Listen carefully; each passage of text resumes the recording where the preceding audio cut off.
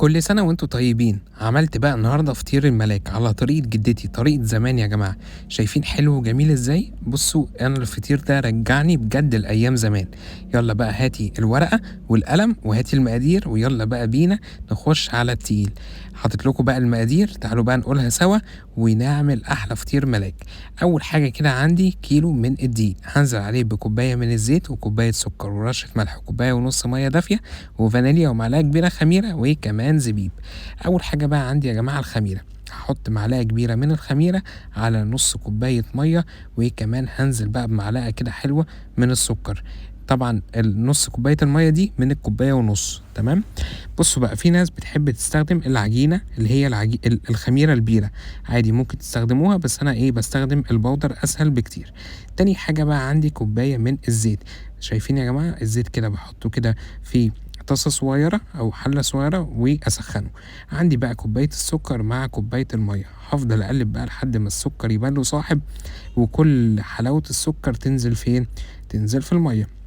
بعد كده بقى عندي الطبق بتاعنا الجميل، هبدأ كده أحط كيلو من الدقيق.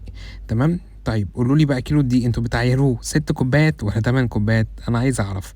عندي بقى رشة الفانيليا حطيتها كمان على على الدقيق. هبدأ بقى احط الزيت بتاعي طبعا بيكون سخن، انا بتعامل معاه شبه معاملة كحك العيد يا جماعة.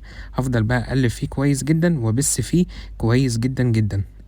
الفطيرة بتبقى ناعمة وحلوة وجميلة بجد، بيبقى طعمه حلو بالزيت السخن. عايزين تعملوه بزيت بارد برضو مفيش مشكلة، بصي الوصفة بتاعتك واعمل اللي انت عاوزاه. شايفين بقى الدقيق كده بيبقى عامل زي رمل البحر المبلول. هبدأ بقى احط الزبيب في الخطوة دي، ما تحطوش بعد ما تعجنه عشان الزبيب ما يكونش في حتة واحدة.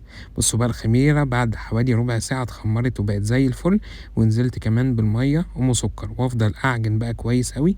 وعايزة الفطير يطلع معاكي حلو وجميل لازم تعجني كويس جدا جدا جدا. طب لو ما عجنتيش كويس جدا، لا الفطير هيطلع وحش معاكي وهتدعي عليا. تمام، اديني قلتلك في الفيديو انا خلصت ذنبكم مني.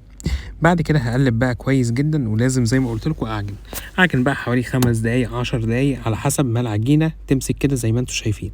بعد ما عجنت كويس قوي اعمل البوجه الجميله، وابدا كده افرد كده الفطيره بتاعتنا، او يعني ده يعني عجينه الفطير، واعمل لها كده شويه كذا خرم كده علشان اعرف فطيرة خمرت ورق. عندي بقى صينية دهنتها كده زيت زي ما انتم شايفين، وجبت الختم ده ختم الملاك، طبعا في ختم للعذراء كمان عايز اقول لكم.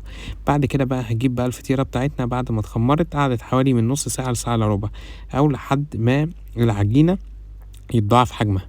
هبدأ بقى اخد كده حتة صغيرة واعمل بقى البوجة. شايفين ده بقى تكنيك وخطوات لو مشيتوا عليها الفطير بتاعك هيطلع حلو وجميل. يبقى انا كده خمرتها مرة وهخمرها تاني مرة دلوقتي، لان هسيبها اول ما تخمر هبدأ احط الختم واسيبها تخمر تالت مرة. يبقى انا خمرته 3 مرات، في ناس بتخمره مرتين برضو عادي. تمام زي ما انتوا عاوزين. بعد ما عملت البقجة بتاعتنا هبدأ بقى بعد ما الفطيرة بقى بدأت تتخمر شوية وتعلى، هبدأ كده بإيديا أفرد كويس جدا. شايفين الفردة وأنا بفرد؟ شايفين الحلاوة والجمال؟ بجد مفيش أحلى من كده ولا أسهل من كده. أجيب بقى الختم بتاعي وأختم بقى يا باشا الفطير بتاعك. شايفين ولا قولولي؟ في ناس بقى بتقول الختم مش بيظهر بعد السوا، طبعا علشان احنا بنخمره تاني فالختم بيختفي. تمام، بس انتوا لو دوستوا قوي الختم كده هيظهر ويبقى زي الفل. انا بقى سبته يتخمر تاني ودخلته على درجة حرارة 200، في ناس بتدخله على 180 مفيش مشكلة، بيقعد حوالي من 10 دقايق لربع ساعة.